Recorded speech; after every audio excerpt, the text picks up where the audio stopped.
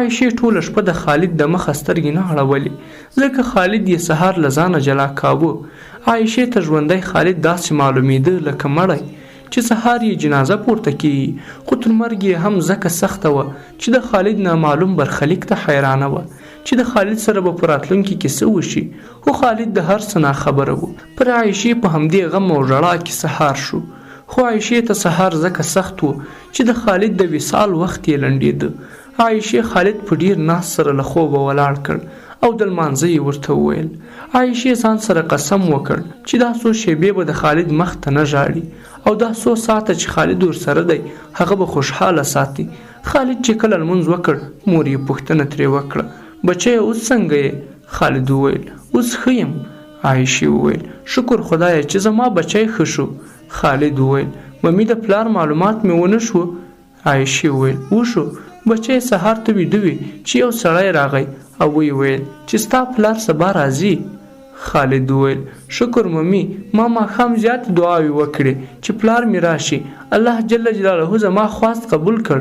ممي زه به 10 رکعاته نفل کوم چې الله جل جلاله مې بابا راوست. عایشې وویل هو بچی، الله جل جلاله مهربانه دی. ته نن څه شی خورې؟ خالد وویل اوس څه نه خورم، موړ یم. عایشې وویل ښه بچیه اوس ورشه ولامبه، خیرن شوی یې. خالد ځواب ورکړ ممي زه پرون ولمبېدم، نن نه لامبم. عایشې وویل نه بچیه ورشه ولامبه چې مریضي دې ښه شي او بیا به ښار ته ولاړ شو، پلار دې ښار ته راځي. خالد اوهو ممي سمه ده، پاکې جامې هم راکړه. عایشې وویل سمه ده بچیه، ته ورشه تشناب ته زه جامې برابروم. کله چې خالد تشناب ته ولاړ عایشې ځان سره ژړا شروع کړه او دومره یې وژړل چې اوښکې یې خلاصې شولې.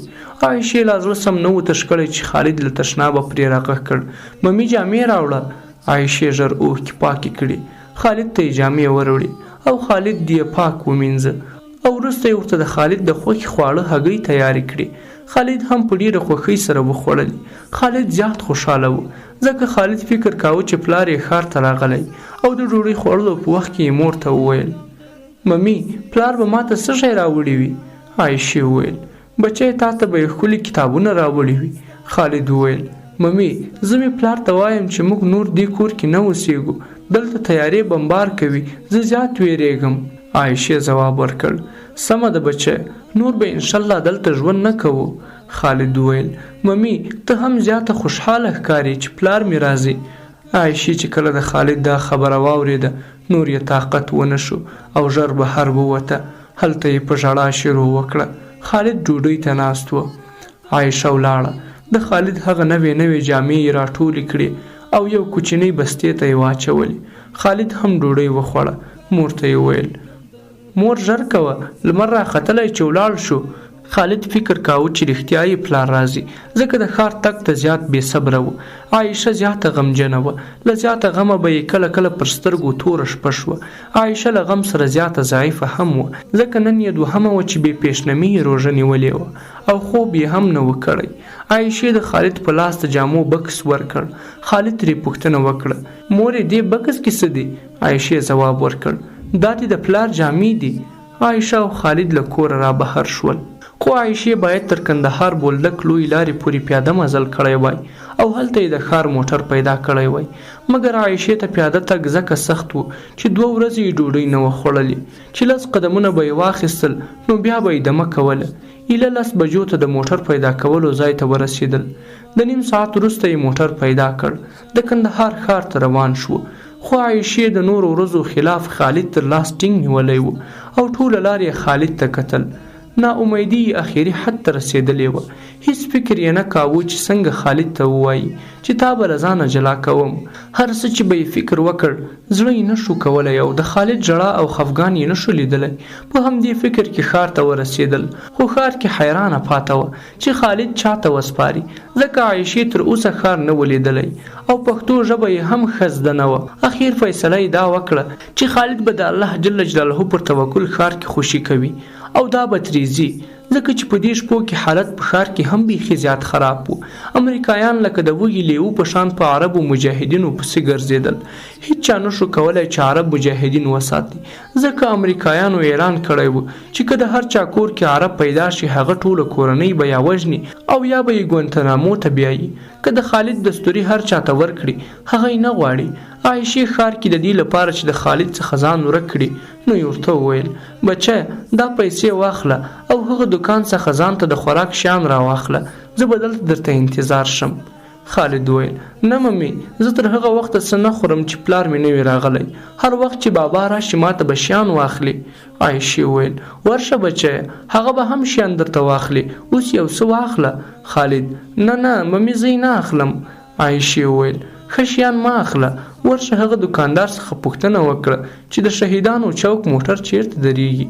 خالد ممي پلار مې هلته راځي. عایشې وویل هو. خالد وویل خو زما پښتو نه ده زده، زه څنګه ترې پوښتنه وکړم؟ عایشې وویل ورشه د هغه عربي زده ده. خالد سمه ده دا دی ورځم. خالد چې کله د دکان په طرف روان شو عایشه ترې تیز روانه شوه او په بله کوڅه کې ترې پناه شوه. خالد چې هغه دکاندار ته ورغی پوښتنه یې ترې وکړه.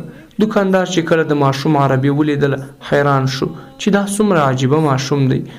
دکاندار په عربي نه پوهېده خو ماشوم ته یې چکلیټ په لاس ورکړ. خالد یې څه مصروفه کړ، خو خالد چې کله شاته وکتل مور یې تر سترګو نه شوه. ژر یې رامنډه کړه. هغه ځای ته راغی چې عایشه ولاړه وه. شاوخوا یې وکتل، مور یې نه وه. وارخطا شو، حیران یې شاوخوا کتل. د زړه درزا یې زیاته شوه او ژړا یې شروع کړه. یوې خوا او بلې خوا ته یې منډه کړه. ژړا یې په زور شوه، خو ښار و، د چا ورته فکر نه کېده. هر سړی په خپل کار اخته و. خالد په یوه کوڅه ورتاو شو چې یوه ښځه یې ولیده چې د مور په شان یې تور حجاب اغوستی و. خالد ورمنډه کړه او د ښځې پښو ته یې لاس واچاوه. ورته ویې ویل مورې ته چیرته ولاړې؟ زه سخت وویرېدلم.